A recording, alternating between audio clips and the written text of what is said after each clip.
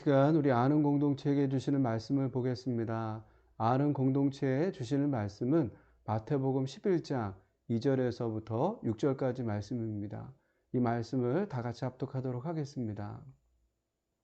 요한이 옥에서 그리스도께서 하신 일을 듣고 제자들을 보내어 예수께 여짜오되 오실 그이가 당신 이오니이까 우리가 다른 일을 기다리오리이까. 예수께서 대답하여 이르시되 너희가 가서 듣고 보는 것을 요한에게 알리되 맹인이 보며 못 걷는 사람이 걸으며 나병한 자가 깨끗함을 받으며 못 듣는 자가 들으며 죽은 자가 살아나며 가난한 자에게 복음이 전파된다 하라. 누구든지 나로 말미암아 실족하지 아니하는 자는 복이 있도다 하시니라. 아멘. 네, 이 시간 우리 공동 기도문을 하나님께 올려드리도록 하겠습니다. 아는 공동체에서 드려지는 예배가 하나님이 받으시는 예배가 되게 하시고 아는 공동체에 하나님의 임재가 머무르는 은혜의 공동체가 되게 하옵소서. 아는 공동체 예배에 마음과 뜻을 같이 할 수 있는 새 가정을 보내주셔서 아는 공동체를 통한 하나님의 뜻을 이루어가게 하옵소서. 아는 공동체에 전도의 문을 열어주셔서 복음이 선포될 때 예수님을 믿고 구원받는 역사가 일어나게 하옵소서. 아는 공동체가 하나님의 마음으로 충만하게 하셔서 이 땅에 소외받고 고통받는 자들의 참된 안식처가 되게 하시고 그들의 필요를 채워주는 공동체가 되게 하옵소서. 아는 공동체가 높이 솟은 산이 되기보다 누구나 오름직한 동산이 되게 하셔서 하나님의 선하심과 인자하심을 세상에 드러내는 공동체가 되게 하옵소서.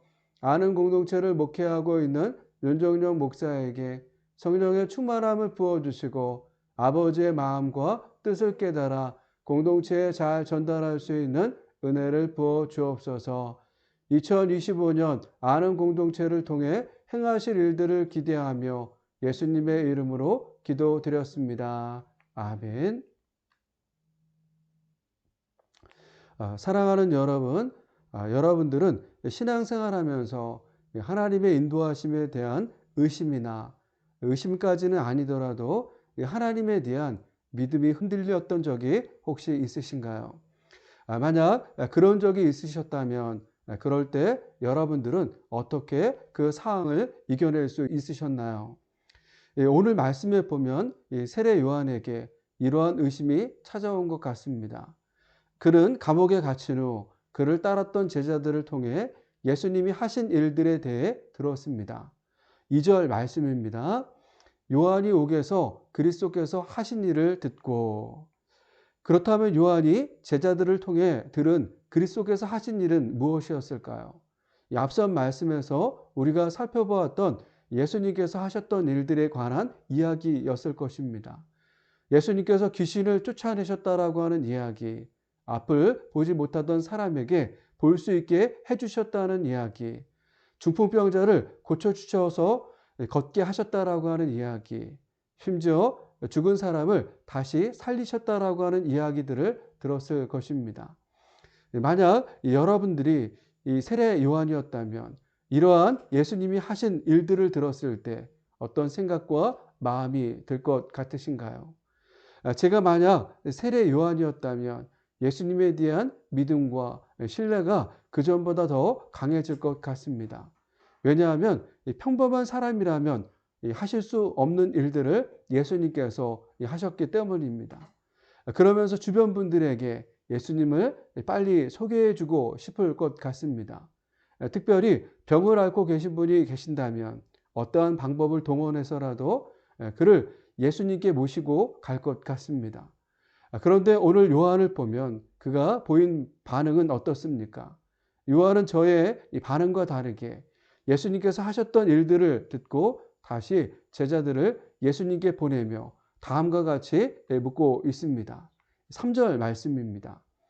예수께 여짜오되 오실 그이가 당신 이오니이까 우리가 다른 일을 기다리오리이까. 세례 요한이 제자들을 시켜 던진 이 질문은 예수님께서 정말 약속의 메시아이신지 의심의 마음이 들어서 던진 질문이었습니다. 감옥에 갇히기 전 세례 요한은 다른 사람들보다 가장 먼저 예수님을 메시아로 알아본 사람입니다. 예수님께서 세례를 받으러 요단강에 오셨을 때 그는 예수님이 메시아이심을 느낌으로 알았습니다. 그래서 세례를 받으러 오시는 예수님께 내가 당신에게서 세례를 받아야 할 터인데 당신이 내게로 오시나이까? 라는 말을까지 하였습니다. 그랬던 그가 지금 정말 당신이 메시아가 맞는지 예수님께 묻고 있는 것입니다. 이러한 요한의 모습을 보면서 왠지 친숙하다라고 하는 생각을 해보게 됩니다. 왜냐하면 이 모습이 오늘 우리에게도 있을 수 있는 모습이기 때문이라고 생각합니다. 우리도 요한처럼 하나님을 신실하게 믿으며 따르지만 생각지 않은 일들을 만났을 때, 특별히 어려운 일을 만났을 때 하나님의 뜻과 인도하심을 의심할 수 있습니다.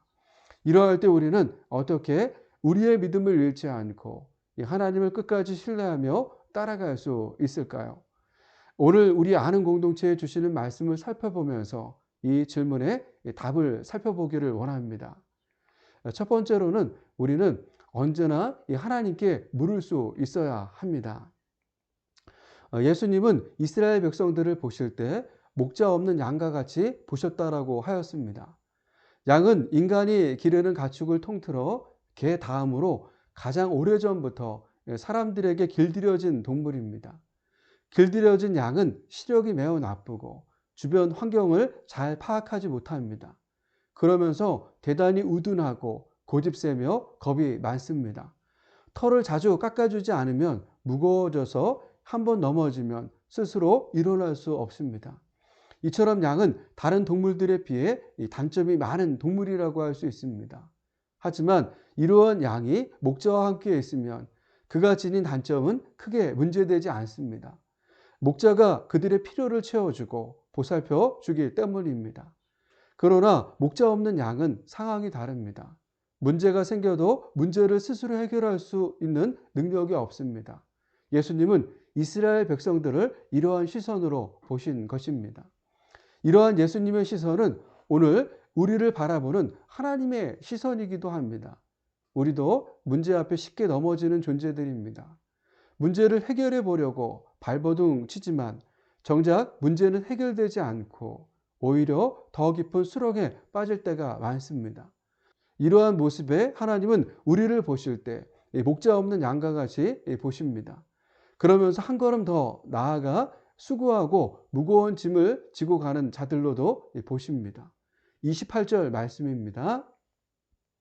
수고하고 무거운 짐진 자들아 다 내게로 오라 내가 너희를 쉬게 하리라.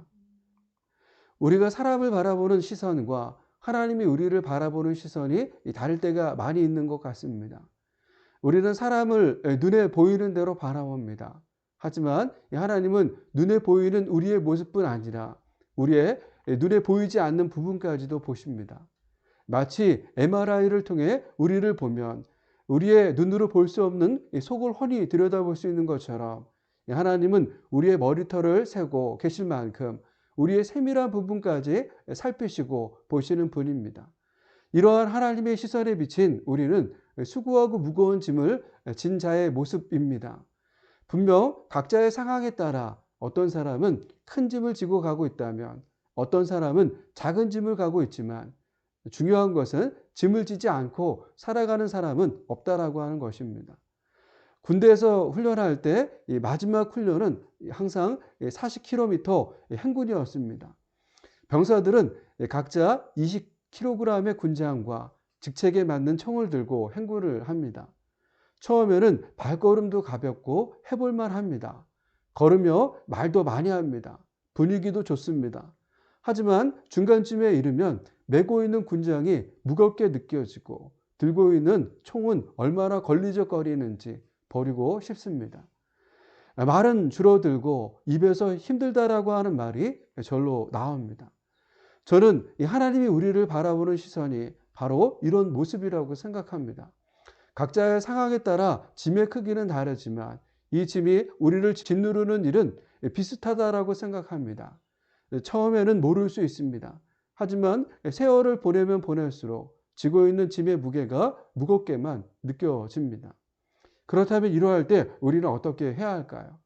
우리는 이러할 때 예수님이 하시는 말씀에 귀 기울여야 합니다. 예수님은 우리가 당신에게 나아가면 이 문제를 해결받을 수 있다라고 하셨습니다. 그래서 예수님은 다 내게로 오라라고 하셨습니다. 그러면 예수님의 말씀처럼 우리가 하나님께 나아가기만 하면 인생의 문제가 자연스럽게 해결되는 것일까요? 수고하고 무거운 짐이 자연스럽게 벗겨지게 되는 것일까요? 저는 아니라고 생각합니다. 우리가 해야 할 것이 또 있다라고 생각합니다. 그것은 바로 우리가 하나님께 나아간 후 질문하는 것입니다. 이것은 신앙생활하면서 하나님의 인도하심에 대한 의심이나 의심까지는 아니더라도 하나님에 대한 믿음이 흔들릴 때도 꼭 필요한 행동이라고 생각합니다. 만약 우리가 하나님께 나아갔지만 어떠한 것도 묻지 않으면 하나님은 우리에게 아무런 대답도 하지 않는다라고 생각합니다. 오늘 세례 요한을 보면 자신에게 찾아온 의심의 문제를 가지고 그는 홀로 감옥에서 전전긍긍하지 않았습니다. 혼자 다양한 생각을 하며 스스로 판단하지 않았습니다. 그는 예수님이 메시아인지 의심의 마음이 생기자 곧바로 제자들을 보내서 물었습니다. 오실 그이가 당신이오니이까? 우리가 다른 이를 기다리오리이까? 요한의 이러한 질문은 좋은 질문이었다라고 생각합니다.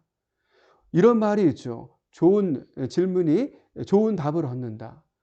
우리가 잘 아는 말이지만 많은 분이 좋은 질문이 무엇인지, 어떻게 질문하는 것이 좋은 질문을 하는 것인지 모르거나 어려워하는 것 같습니다. 어쩌면 좋은 질문이 아니더라도 질문하는 것 자체를 어려워하는 것 같습니다. 우리는 자라면서 질문하고 답을 듣기보다 일방적으로 가르쳐주면 배우는 문화 속에서 자랐습니다. 그러다 보니 좋은 질문은 고사하고 일반적인 질문도 어려워하는 것 같습니다. 그럼에도 분명한 것은 좋은 질문이 좋은 답을 얻을 수 있습니다. 그렇다면 좋은 질문은 어떤 질문일까요? 네이버에서 좋은 답을 이끌어내는 5가지 질문법이라고 하는 제목의 글을 읽은 적이 있습니다. 거기에 보면 좋은 질문에는 5가지가 담겨 있다고 합니다. 첫 번째로 좋은 질문에는 맥락이 담겨 있습니다. 질문을 받는 사람은 질문하는 사람이 무엇을 모르는지, 어디까지 모르는지 알지 못합니다. 그렇기에 질문자가 정확하게 물어보지 않는다면 답변자는 장황하게 설명할 수밖에 없게 됩니다. 따라서 좋은 질문에는 맥락이 담겨 있습니다. 예를 들면 서울역은 어떻게 가나요? 라는 질문에는 여기에서 라는 맥락이 빠져 있습니다. 이 질문에는 답변자의 위치가 어디냐에 따라서 다양한 답을 듣게 됩니다. 그런데 이 질문을 부산에서 서울은 어떻게 가나요? 라고 바꾼다면 명확한 답을 얻을 수 있습니다. 이처럼 좋은 질문은 맥락이 담겨 있습니다. 두 번째 좋은 질문은 구체적입니다. 우리가 좋은 질문이라고 말할 때 대답하는 사람으로부터 정확한 답을 얻어냈다라고 하면 좋은 질문을 했다라고 생각합니다. 만약 애매한 답을 받았다라고 하면 우리가 던진 질문이 구체적이었는지 생각해 봐야 합니다. 구체적인 질문은 정확한 답을 얻어내기 때문입니다. 예를 들어 좋은 사람의 전제 조건은 무엇인가요? 라고 질문했다면 다양한 답을 들을 수 있습니다. 왜냐하면 좋은이라는 단어를 우리는 다양하게 해석할 수 있기 때문입니다. 그런데 일을 할 때 좋은 사람의 전제 조건은 무엇인가요? 라고 물으면 들을 수 있는 이 답변이 조금은 더 명확해집니다. 이처럼 질문이 구체적이면 구체적일수록 좋은 답을 들을 수 있습니다. 세 번째는 누구에게 묻느냐에 따라 같은 질문도 좋은 질문이 될 수 있습니다. 같은 질문이어도 상대에 따라 나오는 답은 달라집니다. 우리가 원하는 답을 들으려면 아무에게 물어서는 안 됩니다. 답을 말해줄 수 있는 사람에게 물어야 합니다. 네 번째, 질문할 때 태도가 중요합니다. 질문의 내용보다 그것을 질문하는 사람의 태도가 더 많은 답을 얻어낼 수 있습니다. 질문하는 사람의 태도는 물어보려고 하는 질문에 진정성을 담을 수 있습니다. 같은 질문이라도 진정성이 담긴 질문에 보편적으로 좋은 답을 해주고 싶어 합니다. 네, 마지막으로 알고 싶은 것이 명확하면 할수록 좋은 질문이 나오게 됩니다. 때로는 질문하는 사람도 자신이 무엇을 알고 싶은지 명확하지 않을 때가 있습니다. 그러면 좋은 질문을 할 수 없습니다. 그러나 내가 이 질문을 통해 알고 싶은 것이 명확하면 할수록 질문의 방향성도 분명해지고 좋은 답도 얻을 수 있게 됩니다. 이처럼 좋은 질문에는 이러한 5가지가 담겨 있습니다. 이 5가지를 생각해 보며 요한의 질문을 생각해 보십시오.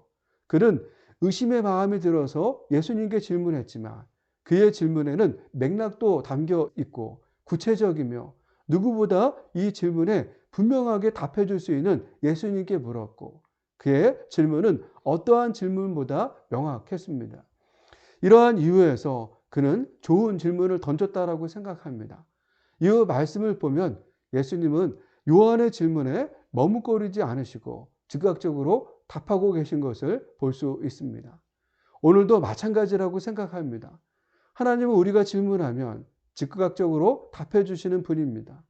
혹시 우리가 신앙생활하면서 하나님의 인도하심에 대한 의심이나 의심까지는 아니더라도 이 하나님에 대한 믿음이 흔들릴 때 쉽게 판단하고 결정해서는 안 됩니다. 마치 세례 요한처럼 우리는 하나님께 묻고 또 물으며 답을 들을 때까지 기다릴 수 있어야 합니다. 구약 성경에 보면 모세가 이러한 행동을 잘 했던 것 같습니다. 그는 이스라엘 백성들을 광야에서 40년간 이끌었던 훌륭한 지도자입니다. 그럼에도 그를 대적하는 이스라엘 백성들이 많았습니다. 같은 레위 지파 출신이었던 고라 자손의 반역도 있었고 물이 없거나 먹을 것이 없을 때 강렬하게 저항하던 이스라엘 백성들도 있었습니다.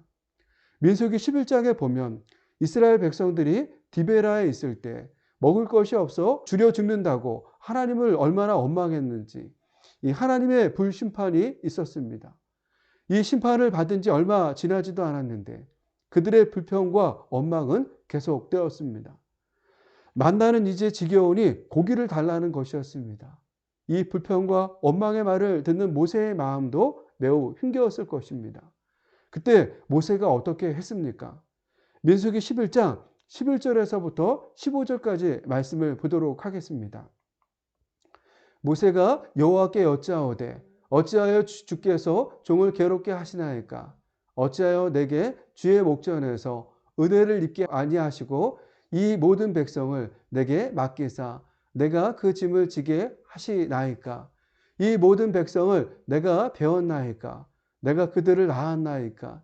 어찌 주께서 내게 양육하는 아버지가 젖 먹는 아이를 품듯 그들을 품에 품고 주께서 그들의 열조에게 맹세하신 땅으로 가라 하시나이까?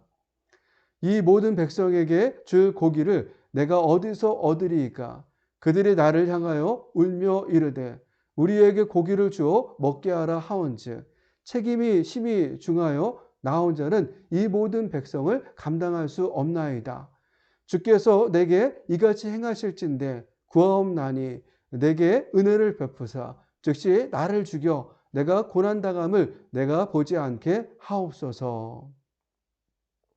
모세는 힘겨운 상황을 만났을 때 속으로 삭히지 않았습니다. 홀로 판단하고 결정하지 않았습니다. 그는 자신의 마음과 생각을 솔직하게 하나님께 여쭈었습니다. 구약 성경에서 여쭈오되라는 단어를 검색해 보면 민수기에 3번 나오는데 모두 모세가 하나님께 여쭌 것입니다. 그럴 때마다 하나님은 모세를 책망하거나 나무라지 않으셨습니다. 그의 질문에 신실하게 응답하셨습니다. 사랑하는 여러분, 신앙생활하면서 하나님의 인도하심에 대한 의심이나 의심까지는 아니더라도 하나님에 대한 믿음이 흔들리는 어려움을 겪고 계시는 분이 있으신가요? 만약 이러한 신앙을 보내고 계신다라고 하면 오늘 세례 요한과 모세를 생각해 보십시오. 그들은 그 순간에도 홀로 판단하고 결정하지 않았습니다. 추측하거나 짐작하지 않았습니다. 그들은 언제나 하나님께 묻고 답을 기다렸습니다. 오늘 우리 아는 공동체가 이러한 믿음의 공동체가 되기를 축복합니다. 어떠한 어려움에도 흔들리지 않고 하나님께 묻고 답을 기다리는 공동체가 되기를 축복합니다. 두 번째로 우리는 되돌아볼 수 있어야 합니다. 세례 요한이 예수님을 메시아가 아닌지 의심하게 된 것은 제자들을 들려준 예수님이 행하신 일들 때문이었습니다. 앞서 말씀에서처럼 예수님은 볼 수 없던 사람을 보게 하셨고 걷지 못하는 사람을 걷게 하셨으며 나병 자와 중풍병자를 고치셨습니다. 심지어 죽은 자를 살리셨습니다. 이러한 이야기는 세례 요한이 제자들을 보내 오실 이가 당신이 오니이까 우리가 다른 일을 기다리오리이까 묻는 물음에 대한 예수님의 답변이기도 했습니다. 4절과 5절 말씀입니다. 예수께서 대답하여 이르시되 너희가 가서 듣고 보는 것을 요한에게 알리되 맹인이 보며 못 걷는 사람이 걸으며 나병한 자가 깨끗함을 받으며 못 듣는 자가 들으며 죽은 자가 살아나며 가난한 자에게 복음이 전파된다 하라. 그렇다면 생각해 보십시오. 왜 세례 요한은 예수님이 메시아가 아닌지 의심하게 되었을까요? 이 당시 유대인들이 생각한 메시아를 생각해 보면 그 이유를 알 수 있습니다. 이 당시 유대인이 생각한 메시아는 다윗의 혈통이면서 과거의 영광을 회복하게 하시는 분이었습니다. 우리가 잘 아는 것처럼 이스라엘이 가장 부강했을 때가 다윗이 왕으로 통치했을 때입니다. 그는 이스라엘 사람들을 하나로 모았고 주변 나라의 공격에도 백성들을 안전하게 지켜주었습니다. 심지어 주변 나라에서 이스라엘과 평화로운 관계를 맺기 위해 조공도 바쳤습니다. 이 당시 유대인들은 이러한 나라를 다시 회복하기를 원하며 메시아를 기다린 것입니다. 그래서 그들은 메시아가 오면 로마 제국과 헤롯 가문의 통치에서 벗어날 수 있다고 생각한 것입니다. 이러한 생각을 세례 요한도 했었던 것 같습니다. 그런데 메시아로 오셨다라고 생각한 예수님께서 어떠한 일들을 하고 계셨습니까? 그들의 생각처럼 로마를 대항한다거나 헤롯에게 저항하는 것이 아닌 병든 자들을 고치거나 가난한 자들에게 복음을 전하셨습니다. 그래서 세례 요한은 이 말을 듣고 예수님이 메시아가 아닌가 생각했던 것입니다. 이러한 생각을 하셨던 예수님은 오히려 요한이 보낸 사람들에게 너희가 가서 듣고 보는 것을 그대로 전하라고 하신 것입니다. 왜 그러셨을까요? 예수님께서 행하셨던 맹인이 보며 못 걷는 사람이 걸으며 나병한 자가 깨끗함을 받으며 못 듣는 자가 들으며 죽은 자가 살아나며 가난한 자에게 복음이 전파되는 일은 과거 이사야 선지자가 메시아에 대한 예언을 했었을 때 했던 예언이었기 때문이었습니다. 우리 이사야서 29장 18절 말씀을 보도록 하겠습니다. 그날에 못 듣는 사람이 책의 말을 들을 것이며 어둡고 캄캄한 데서 맹인의 눈이 볼 것이며 이사야서 35장 5절과 6절의 말씀도 보도록 하겠습니다. 그때 맹인의 눈이 밝을 것이며 못 듣는 사람의 귀가 열릴 것이며 그때에 저는 자의 사슴 같이 뛸 것이며 말 못하는 자의 혀는 노래하리니 이는 광야에서 물이 솟겠고 사막에서 시내가 흐를 것임이라. 이사야서 42장 7절 말씀도 보겠습니다. 내가 눈먼 자들의 눈을 밝히며 갇힌 자를 감옥에서 이끌어내며 흑암에 앉은 자를 감방에서 나오게 하리라. 이사야 선지자는 그날 그때 내가를 말하면서 못 듣는 사람이 듣고 못 보던 사람이 보게 된다라고 하였습니다. 이사야 선지자가 말한 내가는 메시아를 말하는 것이며 그날과 그때는 메시아가 오시는 날과 때를 말하는 것입니다. 예수님은 이 말씀을 생각하며 세례 요한의 질문에 직접적으로 내가 이 약속의 메시아라고 말씀하지 않고 이 예언의 말씀이 나를 통해서 성취됐다라고 간접적으로 답하신 것입니다. 그렇다면 왜 예수님은 이렇게 하셨을까요? 그것은 세례 요한에게 다시 한번 메시아에 대해서 생각해 볼 수 있는 기회를 주신 것입니다. 사랑하는 여러분, 오늘 우리도 예수님께서 하셨던 답변을 생각하며 수시로 우리의 삶을 되돌아보는 시간을 가져야 합니다. 혹 여러분들 가운데 이해하기 어려운 신앙적인 문제에 부딪혔을 때 성급히 판단하지 마십시오. 오히려 지난 삶을 통해 경험했던 하나님의 역사하심을 되돌아보는 시간을 가지십시오. 그러할 때 하나님에 대한 의심은 사라지고 누구보다 더 선명하게 하나님의 뜻이 보이는 삶을 살 수 있을 것입니다. 예수님은 누구든지 나로 말미암아 실족하지 아니하는 자는 복이 있도다라고 하셨습니다. 이 말씀처럼 우리는 어떠한 상황에도 실족하지 않아야 합니다. 이러한 진리가 깨달아지는 아는 공동체가 되기를 축복합니다.